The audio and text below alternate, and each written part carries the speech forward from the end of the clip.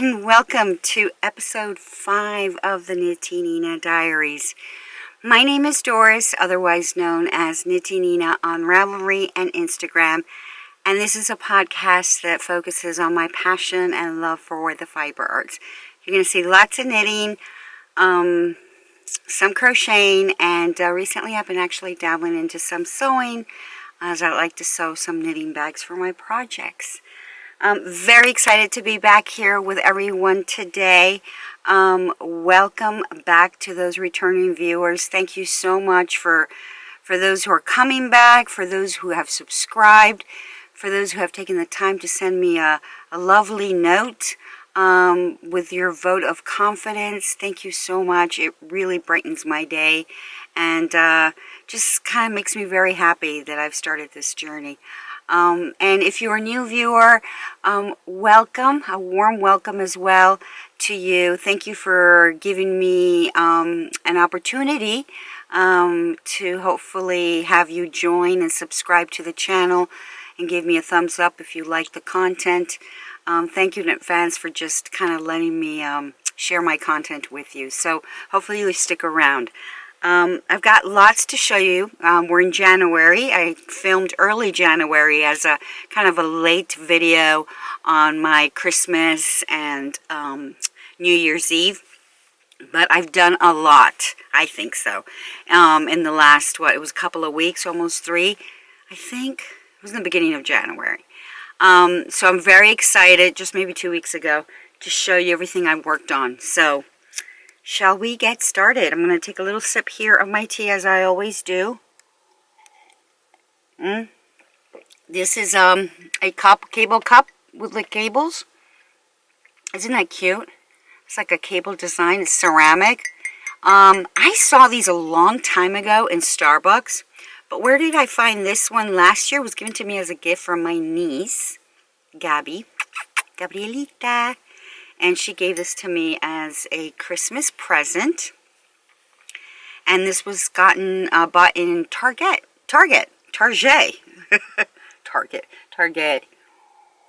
This episode. Oh, I should introduce to you these two little guys. They were in the background in episode 1, but I don't think I ever kind of showed them to you. These are, I'm gonna call these my channel mascots, right? Aren't they cute? They're little sheep. This one has like all this fuzzy kind of, and this one has kind of like a lot of roving wrapped made into a little circle here. And I put pins on them that I got somewhere in a little store. I don't even remember. This is a long time ago. Regarding the pins, Saturn, and this is Neptune. I got these last year, and last year I mean pre-COVID, at Marshall's. I walked in, and they were staring at me right there, smack in the face, right in front of me, calling my name, take me home, take me home. And they were part of a little baby's room display. You know how they have a little displays in some Marshalls when you come in? Right next to, in my case, where the bags, purses are. In any case, so I saw these two and I said, oh, I've got to get them. They're adorable. So I'm going to put little Saturn here and Neptune over here. You know, he might fall because... Okay, so my first finished object. So in the last episode, I had shown you that I started a pair of socks. And I always like to cast on Christmas Day. I celebrate Christmas. But what happened was I got so tied up that I cast it on, I think, on New Year's Day. Ta-da! Look at me making special effects. So this is my sock that I finished. I actually did 2. And they turned out so pretty. I'll talk about the yarn. So, if you remember in the last episode, I had discovered this new yarn maker dyer, and the company is called Woolens and Nosh. And this particular colorway is called Cookie Swap. And don't you just love that? I mean, I just think that's gorgeous. To me, it's pure happiness. It was a skein set that came with an opposite color, right, for the heel. I could have done the toes, but I was just in love with the colorway that I only did the heels. And the heel was this beautiful blue. Let me show you the heel. I have a lot left. It's just so pretty. And the yarn is actually, as I show this to you, this is the blue, and this is what was left over of 411 yards. And it's 90% SW Targhee and 10% nylon. Now this is the first time I work with this kind of wool, and I'm very impressed. I mean, I haven't blocked them, but I could tell right off the bat that even without blocking, look at the stitching. I mean, you can just truly see a nice stitch definition. A little sturdier, very soft. I did my traditional recipe for my foot is 64 inches. I cast on and I knit from the cuff all the way down to the toe. And I did it in a US 2 needle. And I do double pointed needles. And then this is the rib. It's a knit 2, purl 2. And I don't know if you guys have experienced this, but when I started ribbing, I always had a problem where that second knit would be a little opened. The one that would come after, so I would say the second knit going from right to left before you started the purl would just open up a little bit and be a little bit open. And I wanted to get this kind of even, see how the stitches look even on the rib here, this and this? Pretty much even. Look at that, see right there? So I found a trick to get that second one a little tighter. So what you do is, I would knit two, so in this case it's a 2x2 rib, so 2 knits followed by 2 purls, 2 knits, 2 purls. After you do the 2 knits and you're starting that purl, that first purl, I'm a continental knitter, meaning that I hold my yarn on my left hand and kind of like pick with my right with a needle, but I'm kind of using my finger. I started as an English knitter where I'm throwing the yarn with my right hand, and then a couple of years later I said, you know what, I want to knit so much, I wanted to go quicker. Not that it's a competition, but you can tell I want to knit a lot, right? But I also learned continental because I also wanted to do Fair Isle, so I can knit with two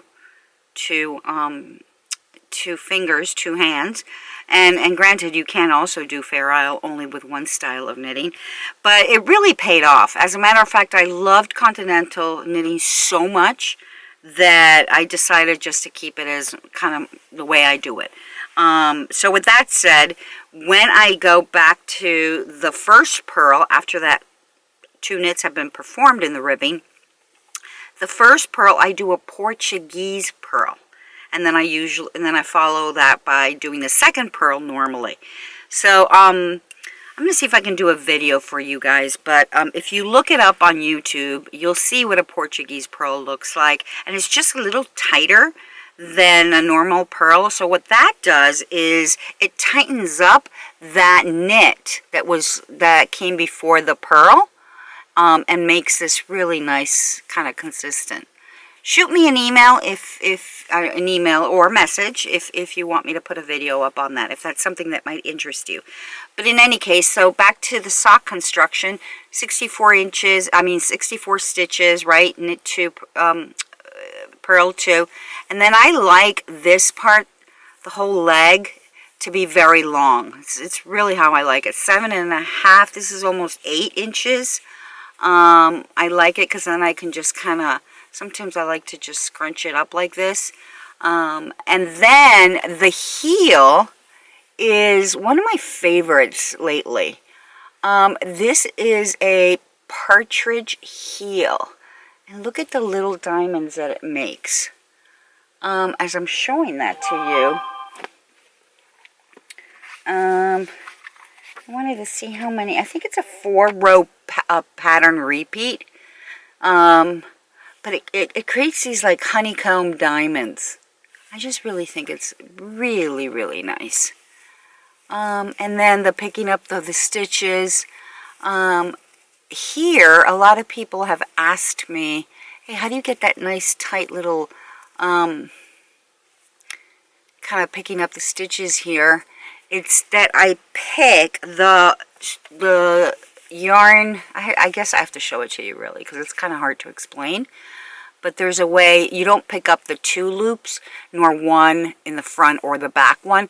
You actually go down a row below and you look for the back loop of that V that you're trying to pick up and then tighten that. Again, something that I'm more than happy to do a video if you would be interested in seeing how I do that braid. So it just makes a really nice transition here. And again, this heel, it's very sturdy. I haven't worn them yet. I'm looking forward to doing so. The stripe sequence, I was able to match it. Not that it has to be matchy-matchy. I'm not that type of person. I can just certainly kind of play around with it. But for this color wave, I definitely didn't want them to kind of match. And then I end it with that little beautiful kind of pink. But look at those colors. Ballerina pink, that forest green, soft green chocolate, a little bit of an ivory, a powder blue, another more mocha color, that nice red, kind of what I call a red barn. And then it goes back to that beige pink, and then it just repeats itself. But she is such a sweetheart. I sent her an email letting her know that I was so happy that I got her yarn. She just does a wonderful job. And I want to show you, I got a couple of other skeins that I got from her, but I'll share the rest in the next episode. But I wanted to show you these two because I'm kind of in a pink mode. And I wanted to show you this one that I cannot wait to get my hands, start doing something. This one as well is 90% Targhee, 10% nylon, is 465 yards. This is a 3-ply, and look at this. This is called, hopefully it'll start focusing.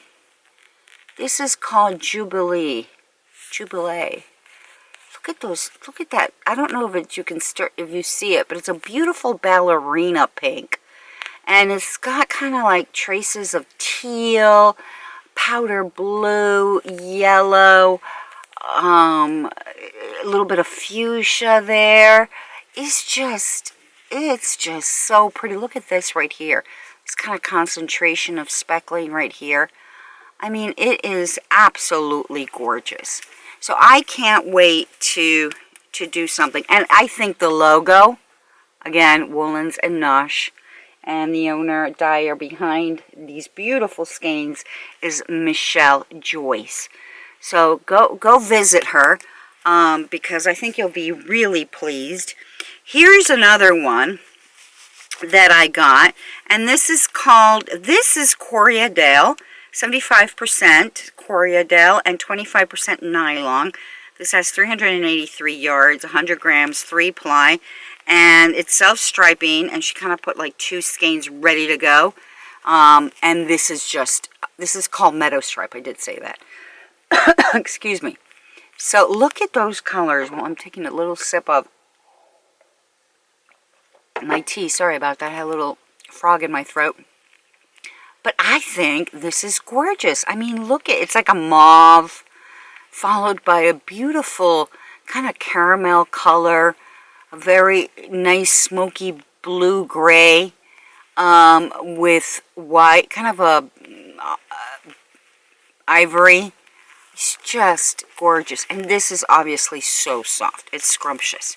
So I'm really looking forward to working with these two, because I think it's just beautiful. So highly recommend her. So that was my socks. I haven't given them a name, but I'll be posting them. But again, I really, really like them. They turned out really, really cute.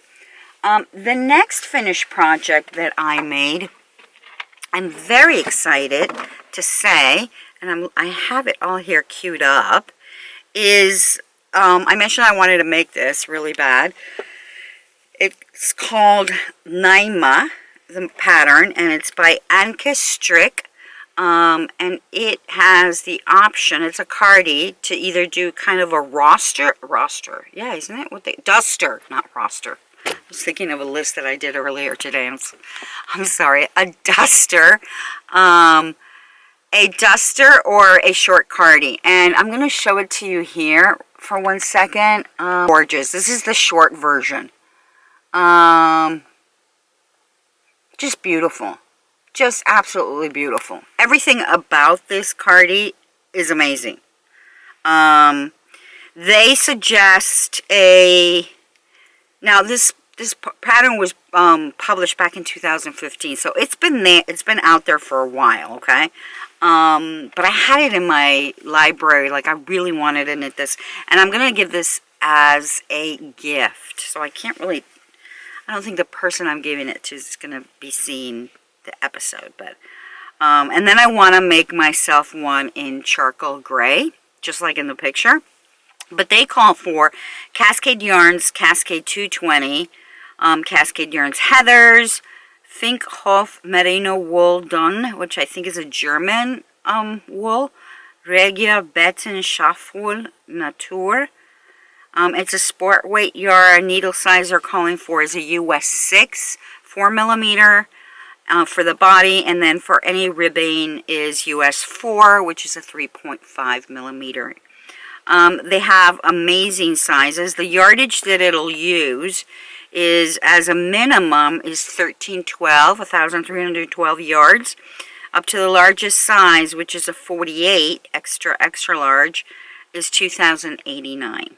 So their sizes again run from a 33 extra small, 35, 37, 41, 44, and 48 inches bust. So just a nice variety. She's got some errata there that you can go in and kind of check it out in the pattern.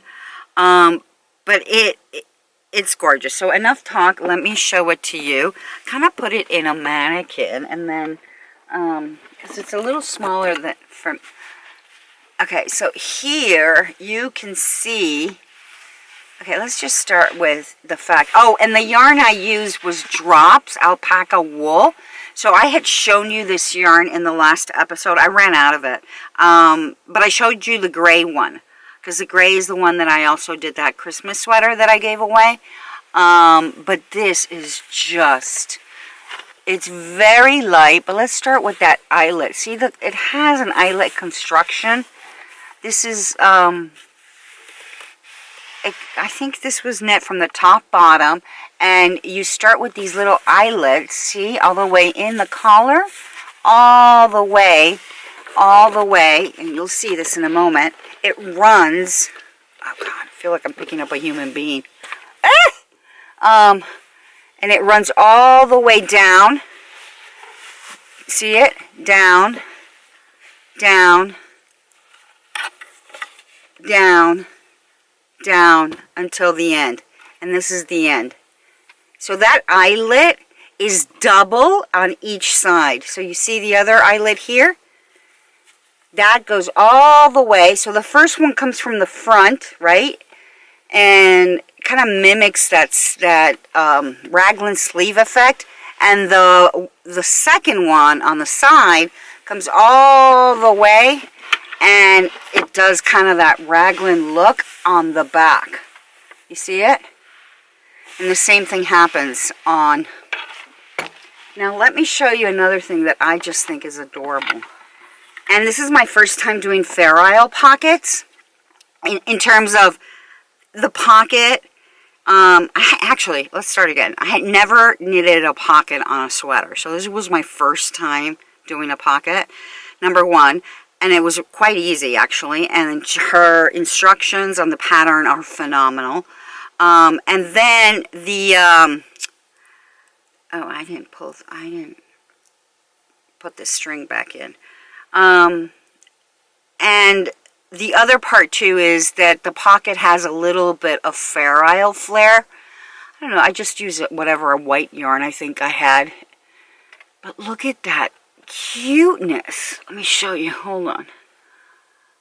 If you can see it, let me just move that arm over here. And then hold it like this. And then show you up close that Fair Isle. It is so adorable. And it's just a peekaboo, right? It's nothing all the inside. So you're just doing it right here in a little section. So in the pocket, you know, if you go like this, you can just kind of see that. And it just gives it such a beautiful whimsy kind of thing. It's better. See the eyelets? They run one from the front, one from the back, all the way from the collar. So you see that collar has the two eyelets. This is much better. And then it goes, runs. Here's your sleeve. And I'll show you the front. I'm kind of all over the place, so forgive me. So this is the collar. You can see the collar. And then, again, those eyelets. And it's straight stockinette. All the way straight stockinette. See this better. See the eyelets? They run one from the front, one from the back, all the way from the collar. So you see that collar has the two eyelets. This is much better. And then it goes, runs. Here's your sleeve. And there you go. You see all those eyelets. And then it runs down and it kind of frames that pocket. And then I'm back to a knit 2. No, this was a knit 1x1 ribbing. Let me show that to you. And then it has kind of a little garter edge here so it doesn't roll. And then let me show you the inside of the pocket. So this, basically, in a nutshell, is you kind of knit double the length of the pocket and then kind of fold it and then pin it, tack it with a needle and a thread on here, here, and then just not on the sides because you want that pocket to be flimsy, right? And then at the ends. And then you just, this is, you turn it around and then that's where your pocket, see, is. But I think this little detail is gorgeous. It's like a little fleur de lis. And a lot of people, if you look at their projects, a lot of people also, if they did the short cardie, they put that same Fair Isle design. Some of them did it right here at the end of the sweater. Some of them, some folks out there did it on the sleeve, which I didn't. I just did it on the pockets. And this yarn is so soft. The reason I wanted to use this is I had a lot of it. It's a very cost-effective yarn, and I know I was going to use a lot. Number one. Number two, it's very, very light. So it's not something that it's very heavy to wear inside the house. So I think it turned out really, really pretty. And it's a lot stockinette stitch. So you kind of sit down and I was watching movies, catching up things, you know, and it went really, really fast. But I highly, highly recommend it. Naima from Ankestrick. But I'm so in love with it that I think I might have to do another one. See the raglan seam here? So let me show that to you again. So as you're doing that raglan seam, you're doing those eyelets that came from the collar. It's just brilliantly designed. And this color is kind of a bluish, greenish sea. It's called Seafoam Drop Alpaca Soft Wool. And this was the color Seafoam. So that was La Pièce de Résistance for myself that I finished. I'm so happy. And again, I'm gifting it to a person that I've known for over 20 years. It's she's quite a lady, and her husband. That's the couple I tell you that I go visit at the farm, that they have the farm and the animals. But she's like a sister to me. And her birthday is this month, was on the 15th. And funny as it is, her birthday lands January 15th on what would have been my mom's birthday as well. So, you know, just sharing that bond. And I dedicate actually this episode, I should say, to my mom, because not only was her birthday on the 15th, but she passed away on the 30th of January 21 years ago. And so this whole month, just, I have her closer to me more than ever. She's always with me. And she's the true inspiration of why I started knitting and crafting. She was a big crafter. She knit, she embroidered, she crocheted, she sewed dresses. She did a cathedral quilt all by hand with all her clothes from when we were little.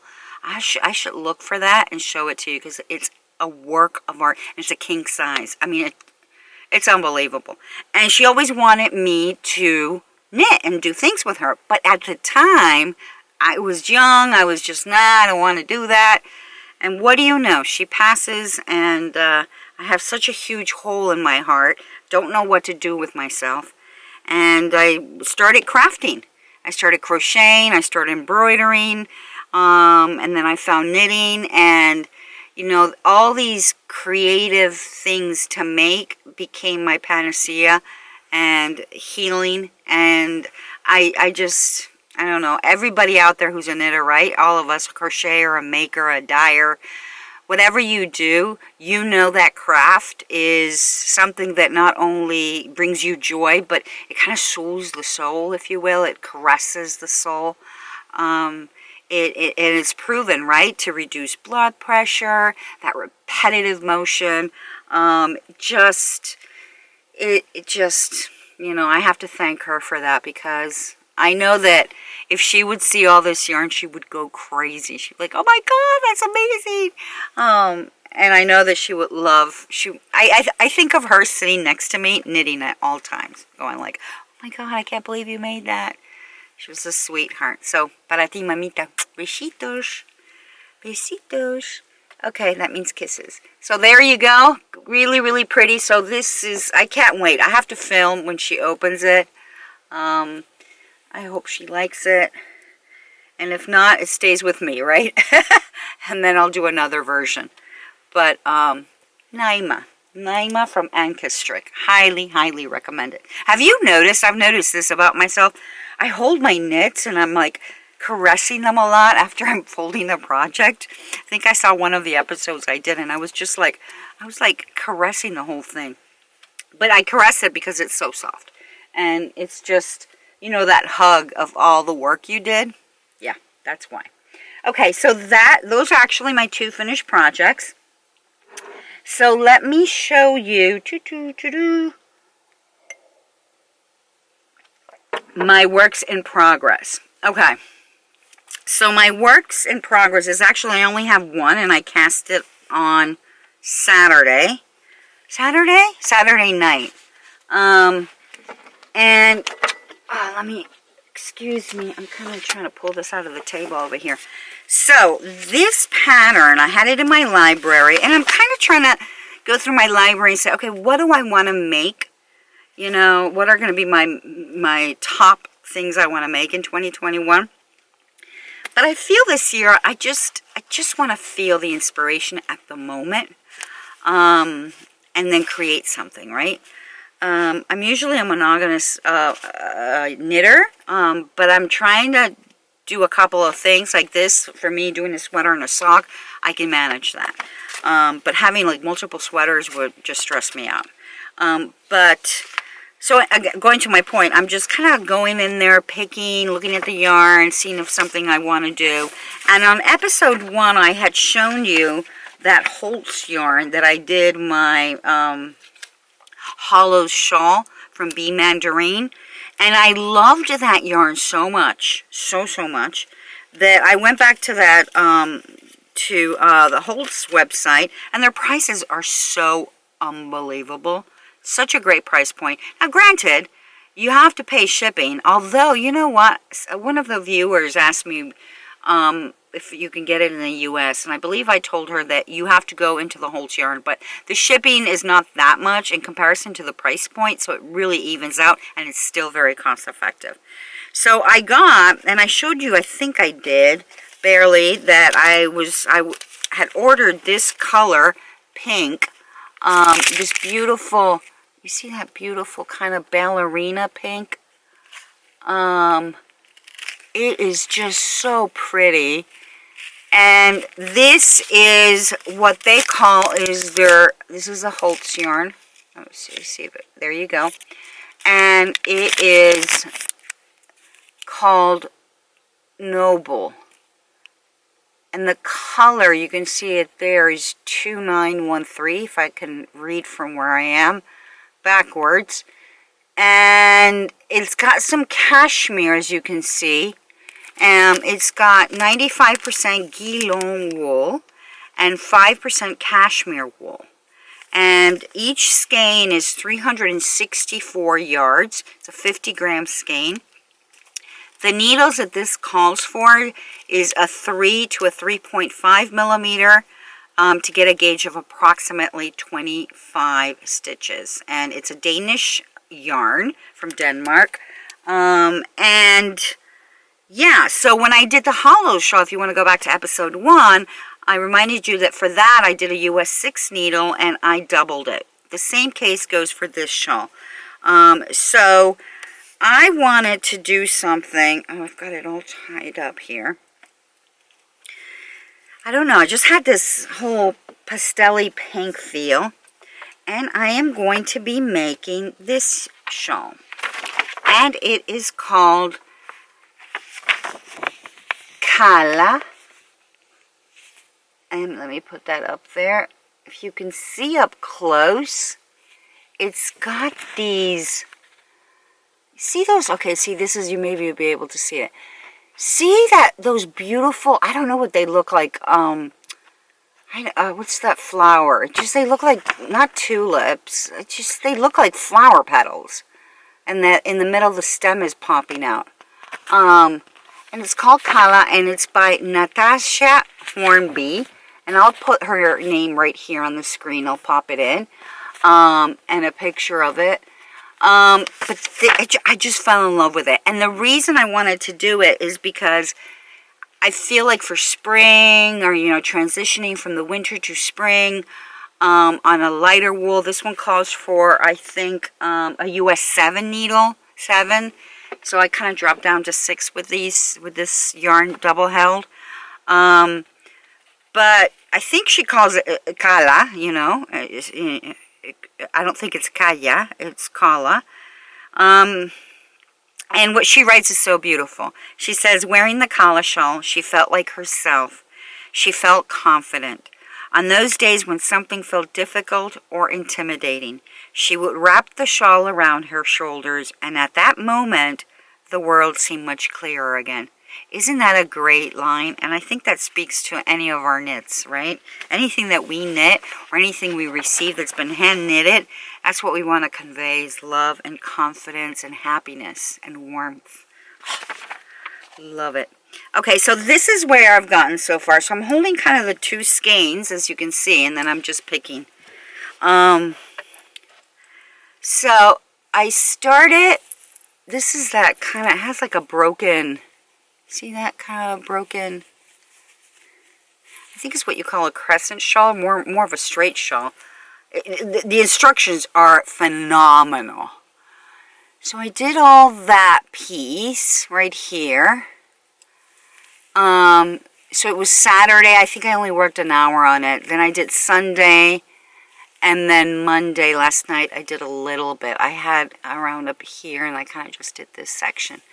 And then I put my stitch marker to start tonight and tell me where I dropped. Isn't that cute, that stitch marker?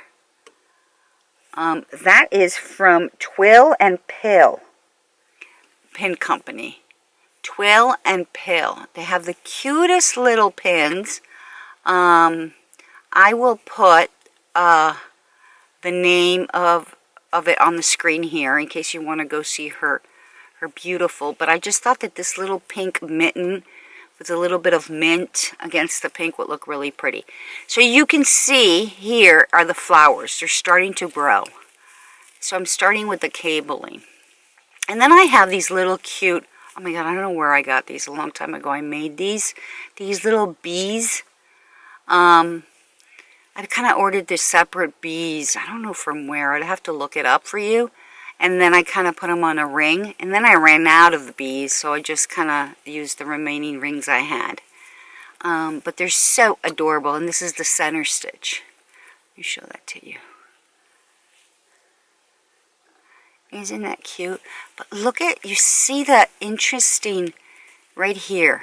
I mean, that is just, I think it's going to look just gorgeous. And I believe when I block it, it'll really kind of grow, you know? And I'm loving it. Now, I'll have to say something about this pattern. Very well written. You really have to read it a couple of times to truly understand. The directions of this section are written. So it's like a 4-row repeat pattern for this section. And then all the flowers are it's a chart. You have to read the chart. But she gives you instructions on very clear instructions on how to read the chart, right? And she omits in the chart some basic stitches that you have to do as a given in any row. For example, the garter stitch. It always starts with 3 knits, ends with 3 knits in the front, and then over at the end of each row. So that's a given. And you also have to know that there's a center stitch. That's why I put my little stitch. Oh, let's see if I can see it. That little center stitch right there. That is a given stitch that's not included in that graph pattern. And then if you can see that I put little markers here, these are my repeats of the graph. So I know I want to do that and just put them there so I can kind of know that I've done that repeat. And then the pattern, the chart itself is, oh, I should show it to you, right? Because it's copyright, but you read the chart from left to right like you do, right? But it only is half of the chart. Once you get to the half, which means that you have reached the center stitch, then you repeat the chart all the way from the beginning to end the row, okay? So she gives you kind of directions, and once you get the hang of it, you get the hang of it. So nothing hard about that. I do say is the back, you really have to concentrate as well. So I did it last night. I did a very little bit. I mean, I did this whole flowers from here to here maybe last night with a little bit of this section here. I mean, this was easy while I was watching TV. But this section here, I mean, literally that little section took me like forever. Like maybe a whole movie. Because I had to go really slow and focused on the chart. So I don't think it's something that you could sit down, just knit away, watching something and losing focus, but because you definitely need the focus. So I'm really excited about it. I can't wait to see how this turns out.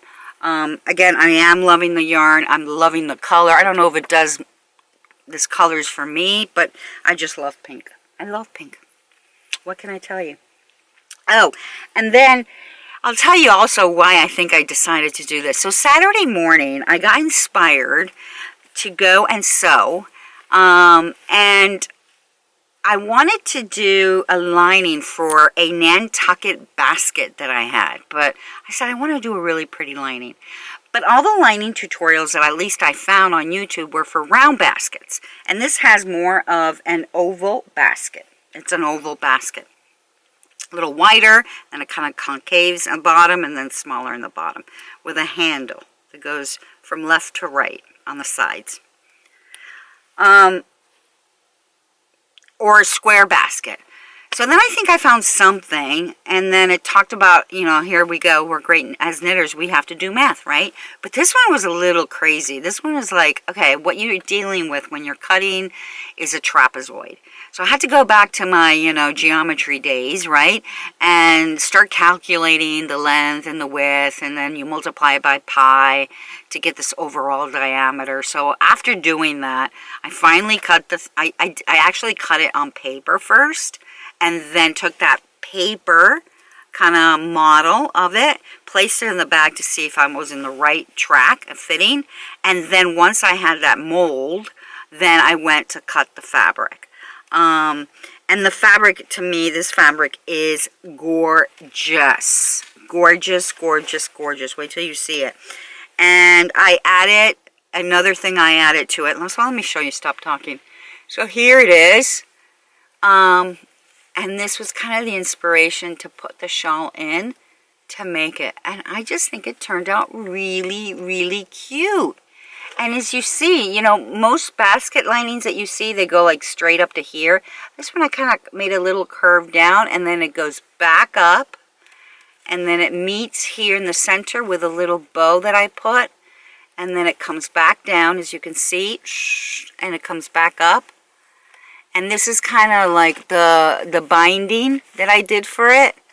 And then I attached it and then sewed that in, ironed and pressed it. But I've got to show you the fabric. Hopefully you can see it closer. The fabric is not like, you know how you get some fabrics and it's kind of like, you know, very thin, and the structure and the quality. This fabric is like Pima cotton. It's just unbelievable. It's really nice and thick. That's why I put this nice kind of strong binding. That little stitch there didn't turn out very pretty, but this bow I think is nice, and I kind of gave it a little bit of a definition here. And then the inside, as you can see, I think it turned out quite lovely. And you see the roses, and then I did kind of that circle in here. See how it has a, if you see it, it is the circle, well, the oval I should say, knitted, I mean sewn. See the oval circle right here, sewn. And then in the bottom of the basket, you know, the Nantucket baskets come with a piece of wood, like a circle wood like this inside. So I wanted to make it like, I don't know, something more a little cushiony. So I put a little very, very thin slide of foam cut into an oval to match that circle that I had in there. So, I mean, literally, whatever you put in here is not going to, it's just, it has a base. It feels just more structured. But I just think that the fabric is to die for. Just an afternoon summer with roses. Just, I think it turned out so lovely. So that kind of was the trigger to say, okay, I want to use this, but I want to make another pair of socks right now. So let me make a shawl, hence the pink. And then I kind of put it all in there.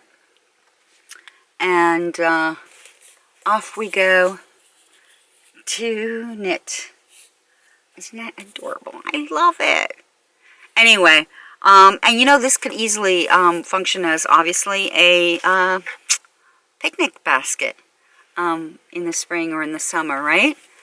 That would look really, really cute. So yeah, this was my little Saturday morning project, and hence, again, the work in progress.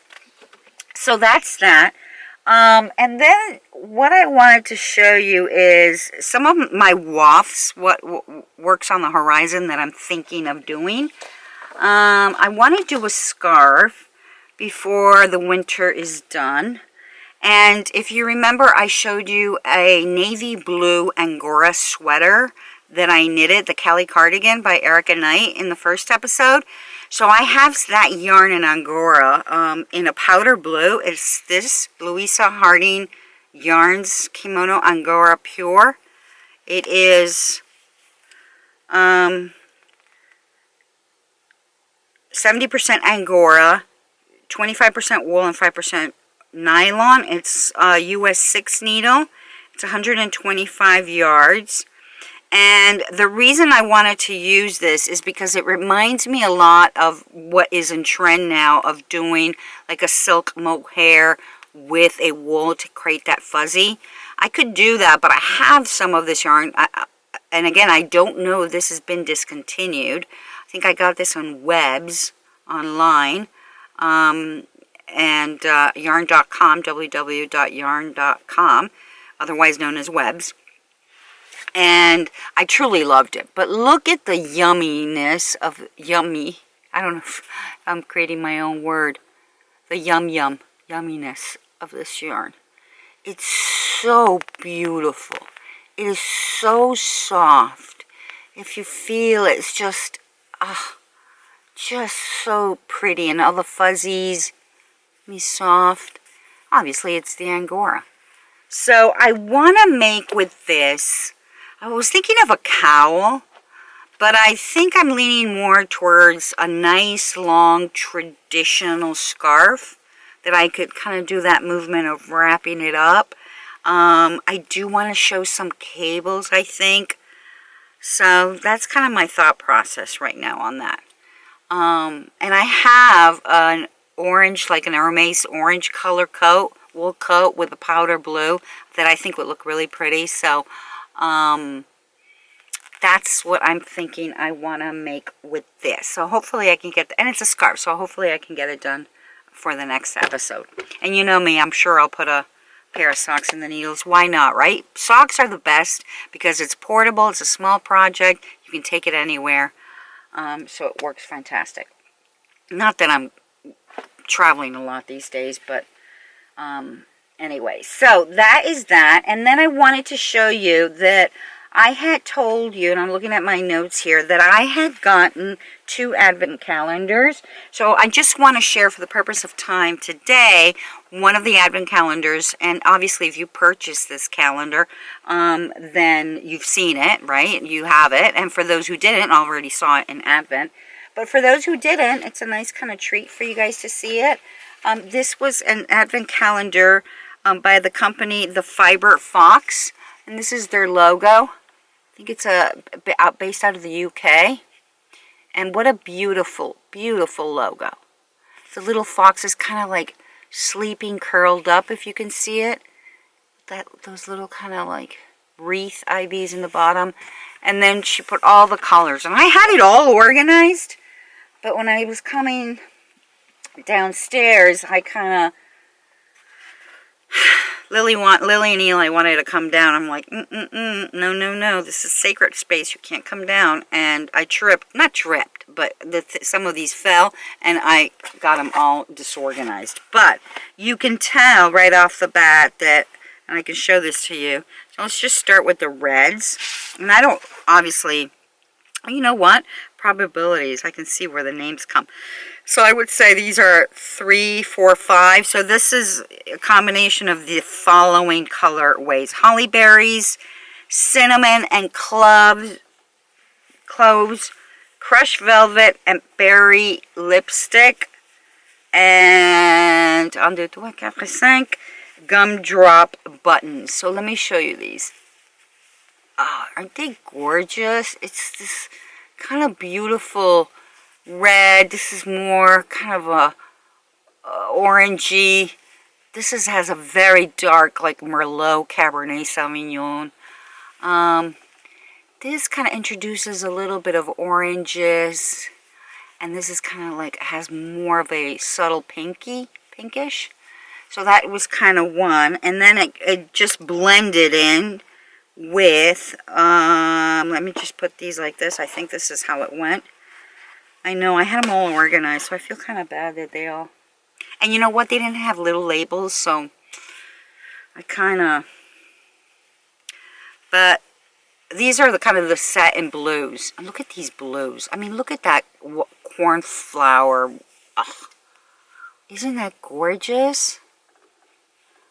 Oh, I'm in love with them. She did such a beautiful job. And she has such gorgeous, very tealy here with a light blue. This is a stronger teal, right? With some slashes. And then, look at that one. Oh my gosh. It's to die for. Little black speckles, little gray going on. Little hydrangea kind of look. And then here's that other kind of more of a minty green. Oh, I mean, I think gorgeous. So I'm thinking that I'm looking at patterns where I can do kind of the stripes blend. So here's the blue, the blues. Oh, I showed you those. I'm sorry, the blues. And here's the greens. Kind of these are all the green, foresty green. Oh, I showed you that one. And then these are all the greens. So very emerald green. We've got very kind of greenish with blue. Now, granted, she's doing that transition, like greenish and teal, greenish and a little bit of purple, and kind of that little pine or Kelly green, I think. This is more Kelly green. I'm not pine. And then the last kind of set group is purples going into pinks.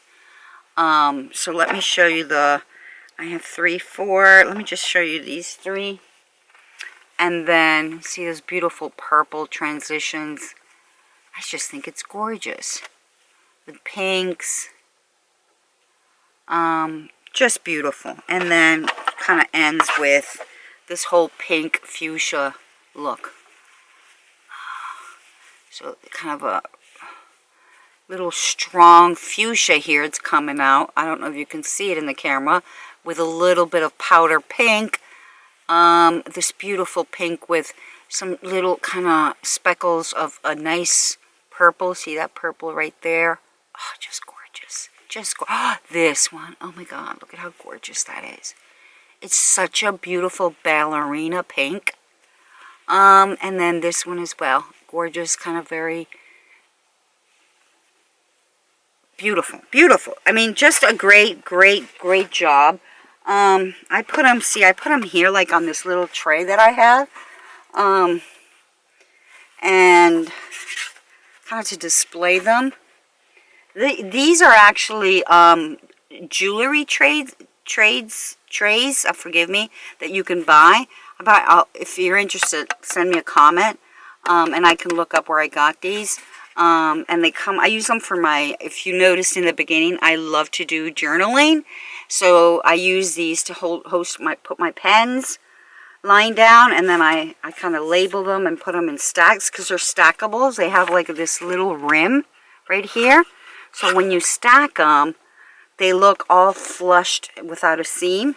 Looks really nice, and you can just open it. But I thought that it would be really cute to put these skeins like that on a tray to display. Will look really pretty. Obviously lying down, right? I'm kind of doing like a little big mountain here. So I'm going to put a pause right here because my batteries... Okay, I'm back. Sorry about that. I had to kind of change my battery. So, oh, and on my way to go get a new battery, I found these on the floor. So this is another kind of colorway from the Fiber Fox Advent Calendar, their 2020 Advent Calendar. And you know what? If you have seen Advent calendars out there that you really fell in love with, I would recommend going to the dyers website, because you would be surprised. I am seeing a lot of dyers still potentially selling or some of their leftover Advent calendars if they had any, or maybe some of the colorways from their Advent calendar that were popular. So again, I would highly recommend if you want to go back in there and check that out. So talked about that. Oh, and this Fiber Fox lady, again from England, I just wanted to show you how gorgeous her packaging was. They all came in these little beautiful boxes with the numbers. So it was just adorable. And in the boxes, randomly, she had little kind of extra gifts in there. She had soaps, candles, stitch markers, yarn threader, just lovely. So she has some beautiful stuff. And she added to her advent calendar this beautiful bag. And this is the interesting thing, and as I told you when I said I didn't get a chance to open my advent calendars, which is a shame, because the purpose of is those little surprises every day. But the fact that I actually didn't do it, well, I couldn't do it, I was just too crazy busy, but that I did it now in January, believe it or not, kind of was very magical. Kind of gave me that feeling, and I love Christmas, I can never get enough of it. It just gave me that feeling of surprise in January, which was just very, very nice. It was like something very nice. And this is the bag that she put in her advent. Isn't this adorable? I'm going to put it up close. Look at that hedgehog with the little one and the deer. I think it's a quail. It's just absolutely gorgeous. Look at that. The little squirrel. Oh, let me show you the squirrel. Let me turn it around. Look at that squirrel. And it's kind of like in a linen. Very nice rustic linen. And the bottom is kind of in a smoky gray with a tie on, right? And then I'll show you the inside. And that was part of the advent, which I haven't seen an advent that brings a little bag. That is so. Then again, I haven't bought many advents. Very deep, as you can see. I mean, this is definitely sweater quantity. And then in the inside, you can see her logo even better. So she's just brilliant. The Fiber Fox.